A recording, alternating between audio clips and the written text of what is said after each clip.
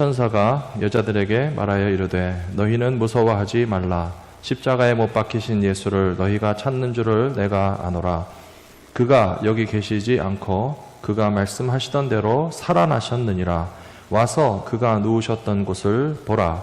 또 빨리 가서 그의 제자들에게 이르되 그가 죽은 자 가운데서 살아나셨고 너희보다 먼저 갈릴리로 가시나니 거기서 너희가 배우리라 하라. 보라, 내가 너희에게 일렀느니라 하거늘 그 여자들이 무서움과 큰 기쁨으로 빨리 무덤을 떠나 제자들에게 알리려고 다름질할세. 예수께서 그들을 만나 이르시되 평안하냐 하시거늘 여자들이 나아가 그 발을 붙잡고 경배하니 이에 예수께서 이르시되 무서워하지 말라. 가서 내 형제들에게 갈릴리로 가라 하라. 거기서 나를 보리라 하시니라. 아멘. 할렐루야. 좋으신 하나님을 찬양합니다. 오늘은 예수님께서 부활하신 부활의 주일입니다. 다시 사신 예수님의 생명과 기쁨과 소망이 예배하시는 모든 성도님들의 마음 가운데 충만하시기를 축원합니다. 예수님 다시 살아나셨으니까 얼마나 기쁘세요? 기쁘시죠? 지금보다 한 10배쯤 기쁜 표정으로 우리 크게 외치겠습니다. 예수 부활하셨네! 예수 부활하셨네! 아직 기쁜 표정이 좀 모자란 것 같아서 한 번만 더 하겠습니다. 예수 부활하셨네! 예수 부활하셨네! 아멘. 감사합니다. 다시 사신 주님의 기쁨과 소망이 우리 삶 가운데 계속해서 충만하게 될 줄로 믿습니다. 모든 피조물에게는 생명의 한계가 있습니다. 요즘 가끔 바람이 불거나 비가 오면 LA에 멀쩡히 서 있던 나무들이 쓰러지죠. 그래서 왜 나무가 쓰러질까? 아무리 바람이 세다고 해서.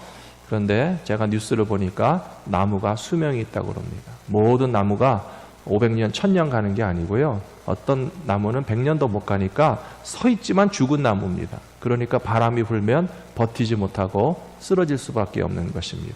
인간의 생명도 유한하다는 것을 모든 분들이 다 잘 알고 계실 것입니다. 창세기 6장에 보시면 하나님께서 범죄하는 인간들을 보시면서 이런 인간들을 600년, 700년, 900년까지 살게 하면 안 되겠다 하시면서 인간의 수명을 120세로 제한해야 되겠다라고 하는 말씀이 성경에 분명히 기록되어 있습니다. 물론 홍수를 체험했던 노아는 600세 이상 살았지만 그 이후에 모든 인간들의 수명을 볼 것 같으면 높아졌다 낮아졌다 하면서도 여전히 120세를 넘지 못하는 것을 보면 분명히 하나님께서 인간의 생명에는 한계를 정해 놓으셨다 하는 것을 우리가 분명히 알 수 있습니다. 이렇게 생명의 한계를 가진 인간들은 어떻게 살려고 발버둥 칩니까? 그래도 건강하게 장수하면서 오래오래 살아보려고 아무리 발버둥을 치지만 우리 마음 한 구석에 절대로 내려놓지 못하는 것이 있으니 120세도 살지 못하는 나의 인생은 어떻게 끝날 것인가?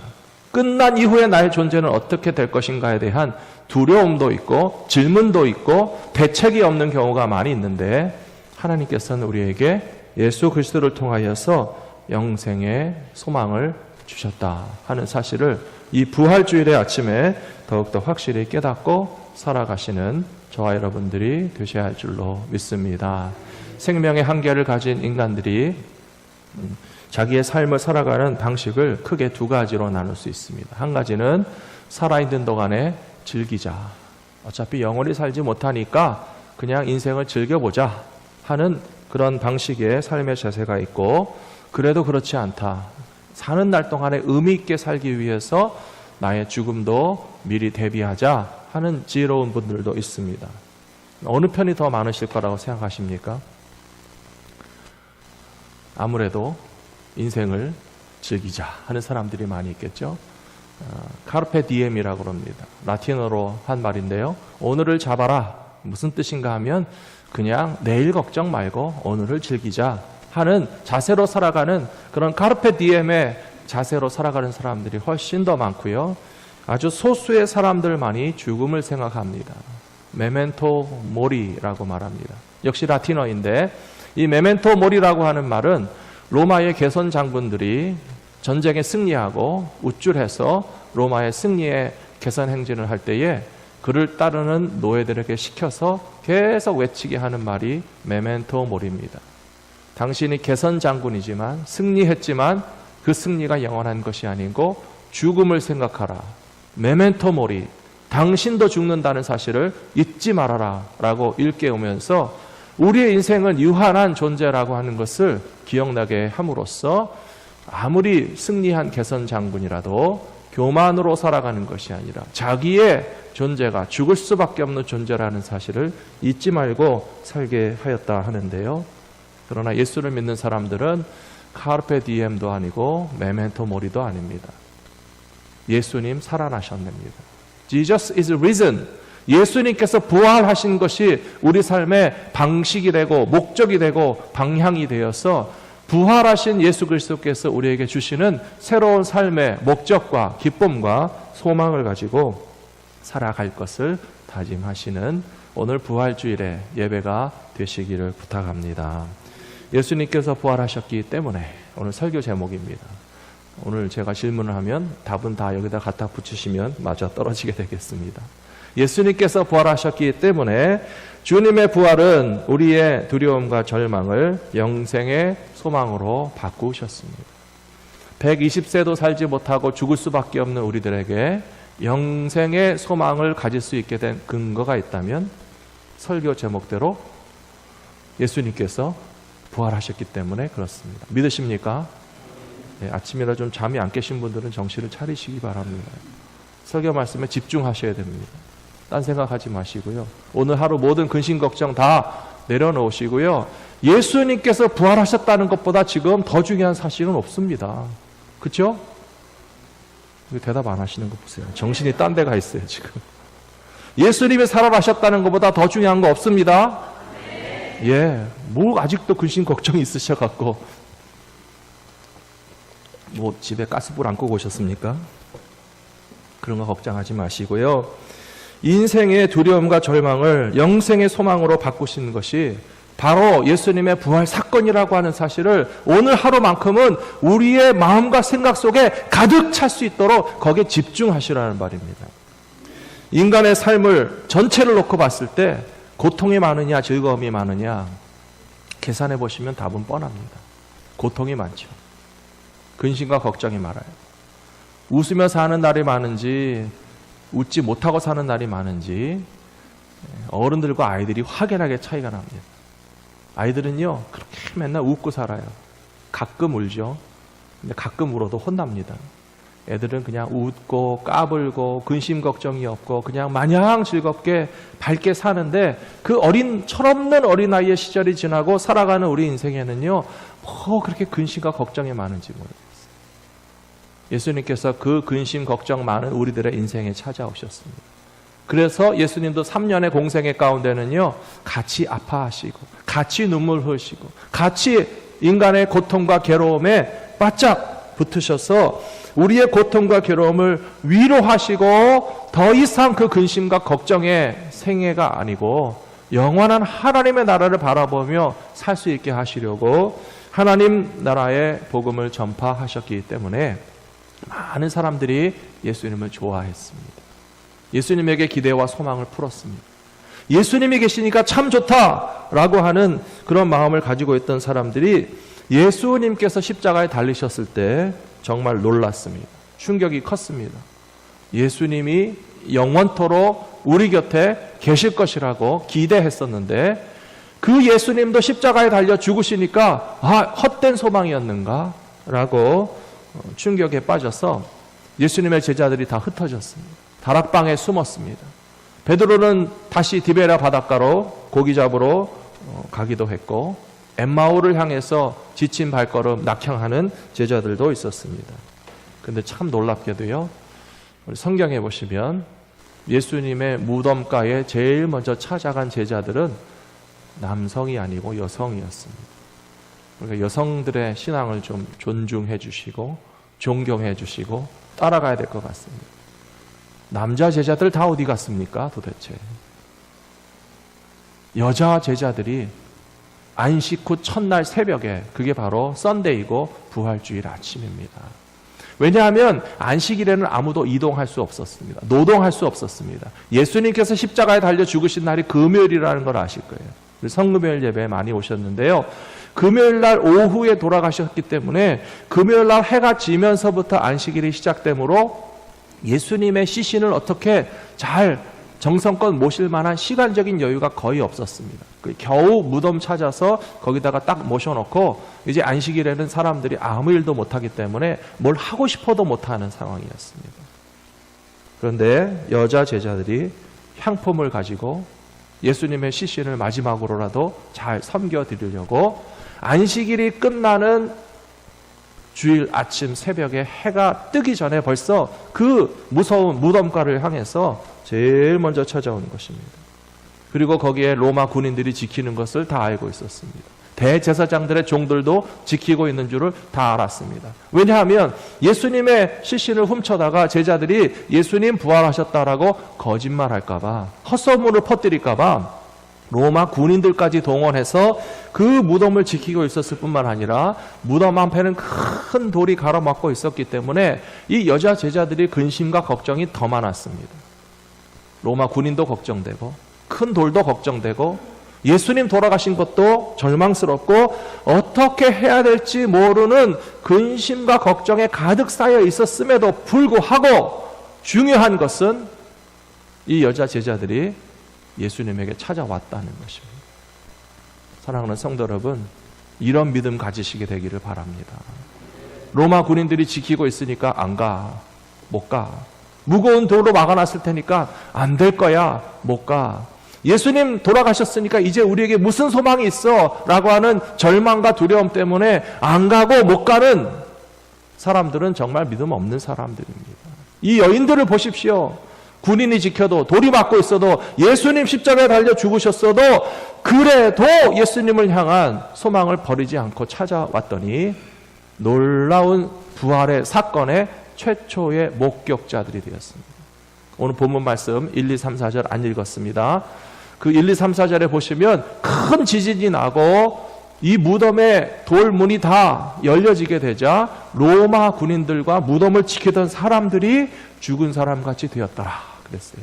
참 놀랍죠? 죽은 사람을 지키던 사람들이 죽은 사람같이 됐어요. 다 도망갔어요. 그리고 문이 활짝 열려 있고 하늘의 천사들이 내려와서 그 무덤 앞에 서 있는 것을 이 여인들이 보게 되었습니다. 사랑하는 성도 여러분, 예수님의 부활하심의 증거가 우리에게 얼마나 놀라운 기쁨과 소망을 주시는지 다시 한번 깊이 깨닫고 묵상하시면서 나에게 주시는 구원의 소망으로 삼으실 수 있게 되기를 축복합니다. 오늘 9절 말씀 보시면 살아나신 예수님께서 그 여인들을 제일 먼저 만나셨습니다. 그렇죠? 예수께서 그들을 만나 이르시되 평안하냐 하시거늘 여자들이 나아가 그 발을 붙잡고 경배하니. 살아나신 예수님을 만나게 되면 우리에게 그 누구도 빼앗을 수 없는 가장 큰 기쁨과 소망이 충만하게 될 줄로 믿습니다. 요한복음 11장에 보시면 죽은 사람이 다시 살아나는 경험을 한 사람이 또 있었습니다. 25절에서 예수께서 이르시되 나는 부활이요 생명이니 나를 믿는 자는 죽어도 살겠고. 이 말씀을 예수님께서 누구에게 하셨죠? 마르다에게 하셨습니다. 마르다에게 하셨습니다.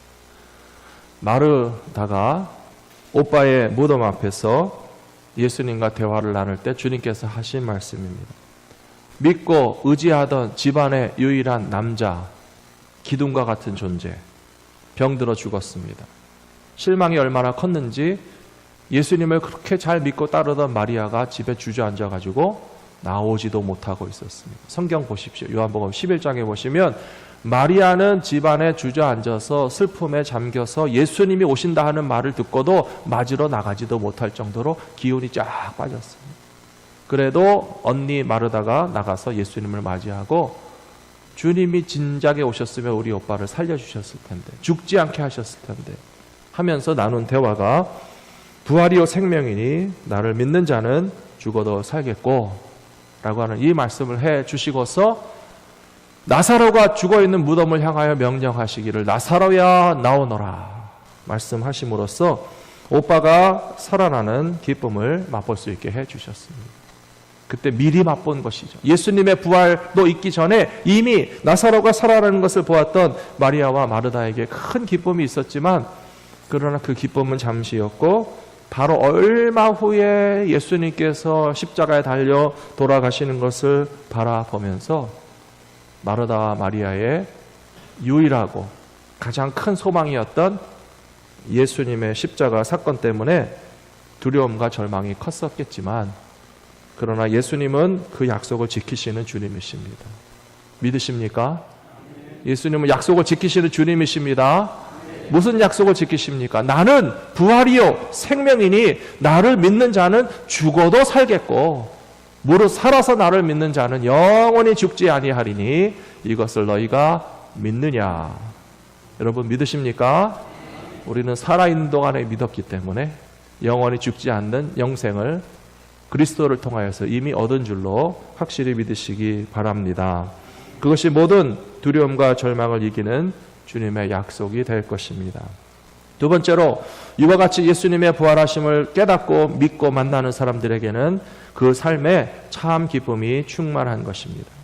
오늘 부활하신 예수님을 만나게 된 여자들은 마태복음 28장 8절에 보시면 그 여자들이 무서움도 있었지만은 큰 기쁨으로 빨리 무덤 곁을 떠나서 제자들에게 달려갔다, 그렇게 얘기했습니다. 무덤을 향하여 가는 발걸음은 조심스럽고 두렵고 낙심하여 지쳐 있었을 것입니다. 그런데 무덤이 비어있고 예수님이 살아계신 것을 깨닫게 되었을 때 기뻐서 막 뛰어갈 수 있는 힘이 생겨났다는 뜻이 아니겠습니까? 누가복음 24장 41절에도 똑같이 나와 있습니다. 그들이 너무 기쁨으로 아직도 믿지 못하고 놀랍게 여길 때에 이르시되 여기 무슨 먹을 것이 있느냐 하시니, 제자들이 숨어있는 다락방에 부활하신 예수님이 찾아오셨습니다. 믿어지지 않는 것입니다. 실감나지 않는 것입니다. 예수님 죽으신 거 분명히 보았고 들었고 예수님 죽으신 게 확실한데 지금 우리 앞에 살아계시는 예수님이 계신다는 사실이 믿어지지 않아서 너무 기쁘다, 그렇게 돼 있죠. 너무 기뻐서 이것을 믿을 수 없을 정도로 실감나지 않을 때 예수님은요 육신으로도 살아나신 것을 보여주셨습니다. 무슨 먹을 것이 있느냐 하시면서 그들과 함께 떡을 떼셨다라고 하는 것입니다. 사랑하는 성도 여러분, 우리 인생에 있어서 가장 기뻤던 때가 언제인지 한번 돌아보시기 바랍니다. 언제가 가장 기쁘셨어요? 미국 시민권 받으실 때가 가장 기쁘셨습니까? 어떤 분들은 영주권 받는 것도 기쁘고 그거보다 미국 비자 하나만 받는 것도 굉장히 기뻤던 때가 있으셨을지 모르겠어요. 야, 미국 갈 수 있구나. 처음 비자만 받아도 얼마나 기쁜데요. 우리는 그래도 비자 받고 미국에 온 사람들이 아닙니까? 미국에 오고 싶어도 못 오는 사람들도 많이 있습니다. 과거에 더 많이 있었습니다. 제가 한국에 있을 때 우리 선배 목사님들 중에서 유학이 좌절된 목사님들이 몇 분 계셨어요. 그래서 저도 유학 간다고 하니까 잘 준비하라고 하시더라고요. 서류를 이만큼 준비해가지고 미국 대사관에 갖다 집어넣는데 비자 허락이 안 받아가지고 미국을 못 가게 되고 2번, 3번 거절당하니까 완전 포기하고 나서 얼마나 그분들이 정말 미국 정부를 원망하시는지, 무비자 입국이 가능한 날까지는 절대 미국에 안 가겠다 하시면서 정말 안 오시더라고요. 근데 우리는 비자 받고 왔잖아요. 영주권도 받았잖아요. 어떤 분들은 시민권도 받으셨잖아요. 그러나 그것과 예수님께서 부활하신 것의 기쁨의 차이를 어떻게 비교할 수 있겠습니까? 1000배, 10,000배 비교할 수 없는 기쁨을 예수님의 부활을 통해서 우리에게 주신 것이라고 저는 확실히 믿습니다. 왜냐하면 우리 모두가 미국에만 들어가서 좋은 정도가 아니고요, 영원한 하나님의 나라에서 영생을 누릴 수 있는 특권을 우리에게 허락해 주신 것이 바로 예수님의 십자가와 부활의 사건이기 때문에 얼마나 기뻐해야 하느냐는 거예요. 기쁜 표정은 아직도 잘 못하시고 실감이 안 나시고 안 믿어지십니까? 어느 게 더 기쁘십니까? 정말 주님 부활하셔서 우리에게 영생과 부활과 천국을 주신 것이 가장 큰 기쁨의 사실인 것을 깨닫게 되면 이 여인들과 같이 우리도 달려갈 수 있는 힘을 얻게 될 줄로 믿습니다. 엠마오로 가던 두 제자들도 터덜터덜 내려가면서 해가 지면 이제 지쳐서 못 가니까 여관 잡고 자자 그랬어요. 근데 예수님이 살아나셨다는 사실을 깨닫는 순간 어떻게 됐습니까? 거기서 자고 다음날 아침에 돌아온 게 아니고요, 그 밤중에 다시 도로 뛰어갔단 말이에요. 예수님이 살아계시는 것이 우리에게 어떤 큰 희망과 능력을 주시는지 깨닫게 되면 우리는 뛰어갈 수 있는 힘을 그 어느 때라도, 저녁이라도 밤이라도 새벽이라도 지쳐 있어도 우리의 삶에 더 할 일이 없다라고 여겨지는 인생의 황혼과 저녁 때와 밤중에라도 지쳐서 나는 아무것도 못해 라고 하는 인생이 아니고 뛰어서 달려갈 수 있는 삶의 소망을 찾으시게 될 줄로 믿습니다. 오늘 아침 일어나기 전에 제가 무슨 꿈을 꿨습니다. 가끔 꿈을 꿉니다. 평소에는 잠을 너무 잘 자서 그냥 불을 껐다 켜는 것처럼 누웠다가 일어나면 새벽이거든요. 근데 이제 가끔 꿈을 꾸는데요. 오늘 새벽에 꾸는 꿈에서는 많은 젊은이들이 모여서 함께 예배드리는 예배당, 강당 같아 보였습니다. 아주 큰 예배당에 강당 같은 곳에 젊은이들이 가득 차서 예배를 드리고 있다가 잠깐 쉬는 시간이 되어서 다 로비에 우르르 몰려 나왔습니다. 그래서 청년들이 여기저기 흩어져서 대화를 나누고 또 계단에도 걸터 앉아서 이야기도 하는데 제 왼편에 앉은 한 남자 청년이 있어가지고 제가 물어봤습니다. 이름이 뭐예요? 그랬더니 대답을 안 합니다. 그래서 한국 사람이 아닌가 그래가지고 What is your name? 또 영어로 물어봤습니다. 그때 그래도 아무 대답을 하지 않아요. 그 청년의 얼굴이 굉장히 어둡게 느껴졌습니다. 그래서 제가 물어봤습니다. 예수를 믿느냐고? 구원의 확신이 있느냐고? 정말 예수 그리스도께서 우리를 위하여 죽으시고 살아나신 그것이 우리가 반드시 깨닫고 영접해야 할 복음의 진리라고 하는 사실을 그 청년과 이야기를 나누고 있는데, 목사님 예배 시간 됐으니까 다시 들어갑시다. 우르르 다시 들어가는 그 마지막 순간까지도 참 이상하게도 꿈속에서는 영어가 그렇게 잘 나오더라고요. 영어로 계속 그 청년에게 복음을 전하는 거예요. 꿈에서도 청년에게 복음을 전했어요. 사랑하는 성도 여러분, 여자들이 뛰어갔다는 것이 뭐겠어요? 왜 뛰어갔습니까? 뭐 올림픽입니까? 엠마오로 가던 두 제자가 왜 뛰어갔습니까? 뭐 때문에 달려갔습니까?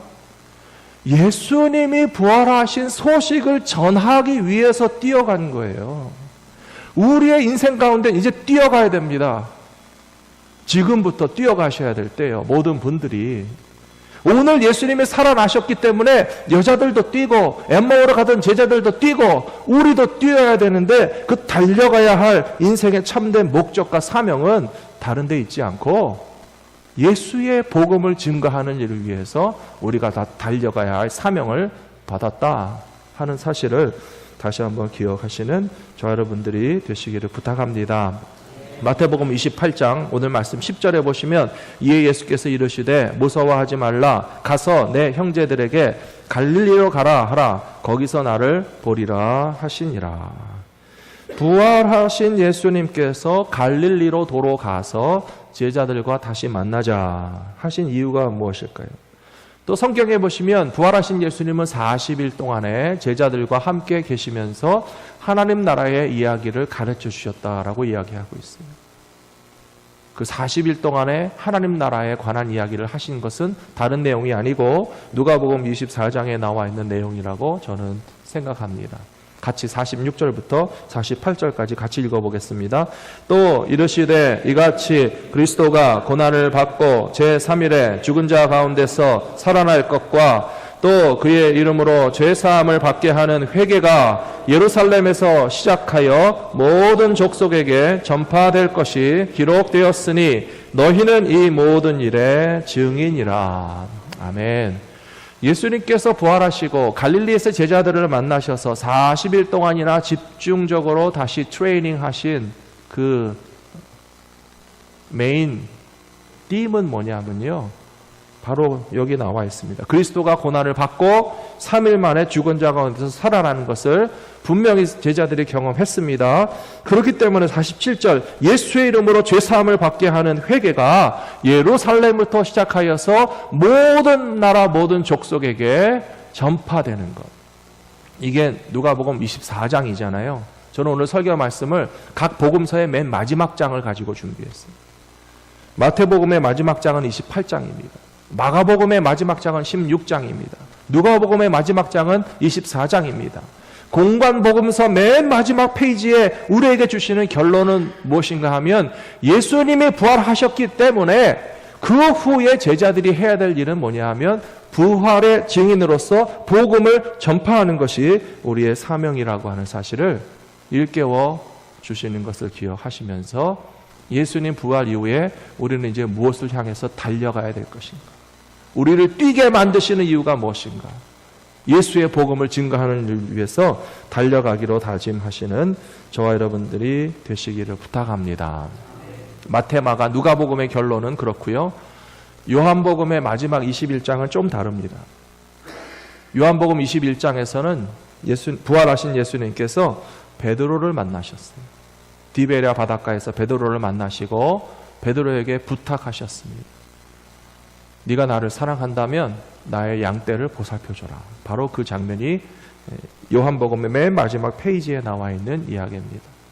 물론 요한복음 21장에서도 우리가 짐작할 수 있는 부분이 있습니다. 네가 젊어서는 스스로 허리를 띠고 다닐 것인데 늙어서는 너의 허리를 남이 허리띠를 띄워주고 이렇게 끌고 다닐 테니까 이리저리 끌려다니면서 복음 전해야 된다. 선교해야 된다. 그리고 어떻게 그가 순교할 것인지를 미리 말씀하신 것이라고 요한복음 21장에 나와 있습니다. 잘 아시는 것처럼 베드로는 로마에서 십자가에 거꾸로 달려서 순교했습니다. 그리고 사도행전을 보시면 베드로도 예루살렘에만 계속 머물러 있지는 않았어요. 예루살렘 교회가 힘들 때는 예루살렘 교회를 지켰고 예루살렘 교회가 편안해진 다음에는 선교지를 또 다니면서 로마에게까지 가서 복음을 전하다가 순교한 사람이 베드로였습니다.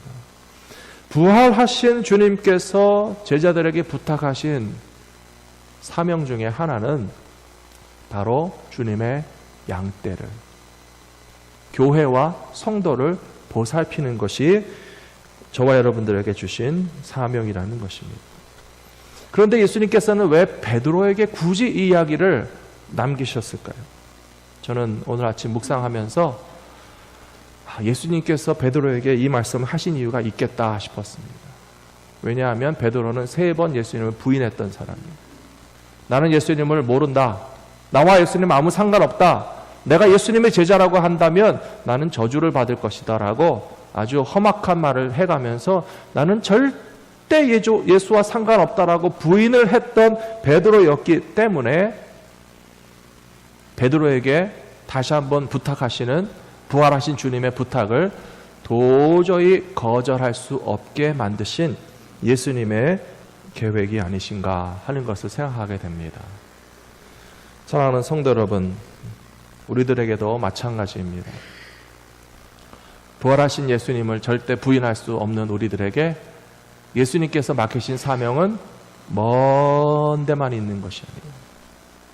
땅끝에 가야만 순종해야 되는 건 아니에요. 언젠가는 땅끝에 가셔야 됩니다마는 그러나 먼저 예루살렘과 온 유대와 사마리아와 땅끝까지 가기 전에 지금 현재 우리가 있는 우리 교회, 우리 성도, 주님의 몸인 이 공동체, 주님께서 목숨같이 사랑하시는 이 신앙의 공동체를 우리가 보살피기로 다짐하고 결심하는 것이 부활하신 예수님께서 저와 여러분에게 맡겨주신 오늘의 사명이라고 저는 믿습니다. 사랑하는 성도 여러분, 제가 지난해에도 또 올해 초에도 또 직분을 받으시는 분들에게도 종종 말씀드렸어요. 우리 교회를 사랑해 주시라고, 우리 성도들을 보살펴 주시라고. 기억나시죠? 올해 직분 받으신 분들 기억나십니까? 우리 교회를 사랑해 주시라고, 우리 성도들을 사랑해 주시라고. 부활하신 예수님의 부탁도 베드로에게 똑같습니다. 다른 거 없다. 내 양떼를 네가 사랑해 줘야 된다. 그리고 그 양떼들의 공동체가 바로 교회입니다. 근데 참 안타깝게도 오늘날 많은 성도들과 목회자들도 주님은 부인하지 않지만 교회와 성도들을 외면하는 일들이 많이 있습니다. 힘들면 떠납니다. 좋으면 남아 있습니다. 잘 되면 내 탓이고 다닐만한 교회고, 불편하고 상처받고 피곤하고 지치면 다른 교회로 떠돌다가 심지어는 교회 안 나가는 크리스찬이 되어버립니다. 우리는 예수님을 부인하지는 않았다 할지라도 주님께서 베드로에게 맡기시면서 거절하지 못할 부탁을 하셨잖아요. 네가 나를 3번이나 부인했었는데 이제는 더 이상 나의 부탁을 거절하지 못하겠지? 그렇다면 나의 양떼를 네가 사랑해라. 나의 양떼들의 공동체인 교회를 네가 책임져라 라고 베드로에게 부탁하신 것처럼 오늘 부활하신 예수님께서 저와 여러분에게 부탁하시는 너무나 피할 수 없고 거절할 수 없는 사명이 있다면 현재 지금 우리 신앙의 공동체를 사랑하는 데 있다라고 저는 믿습니다. 사랑하는 성도 여러분, 그런 사명을 오늘도 감당하며 살아가시는 주님의 백성들이 다 되시기를 축복합니다. 기도하겠습니다.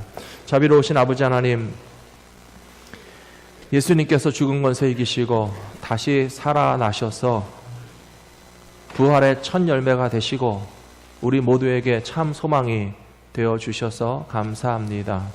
우리가 사는 날 동안에 많은 근심과 걱정과 괴로움과 두려움이 있으며 이길 수 없는 죽음의 권세가 우리를 짓누르고 있는 것을 잘 알고 있지만, 그러나 예수님 다시 살아나셨으니 우리에게는 그 어떤 근심과 걱정과 죽음까지도 우리를 위협하지 못하도록 예수님께서 승리하신 것이 분명한 줄로 믿습니다.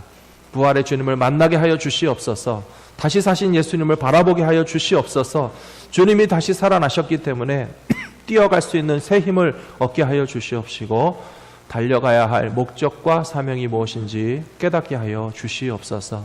복음을 증거하는 일에 달려갈 수 있는 새 힘을 매일같이 부어 주시옵시고, 또한 다시 사신 예수님께서 베드로에게 부탁하셨던 것처럼 나의 양떼를 사랑하고 나의 양떼를 보살피고 나의 양떼들의 공동체인 교회를 책임질 수 있는 믿음의 사명을 우리 모두가 감당할 수 있도록 성령께서 인도하여 주시옵소서.